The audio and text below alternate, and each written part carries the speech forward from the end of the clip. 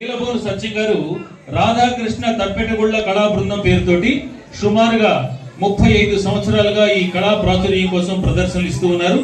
దేశవ్యాప్తంగా అనేక రాష్ట్రాల్లో ప్రదర్శనలు ఇచ్చిన సత్యం గారి బృందం ఇటీవలే భారతదేశం తరఫున జపాన్ లో జరిగిన వరల్డ్ ఎక్స్పోలో కూడా ఈ కళారూపాన్ని ప్రదర్శించి పలువురి ప్రశంసలు అందుకున్నారు.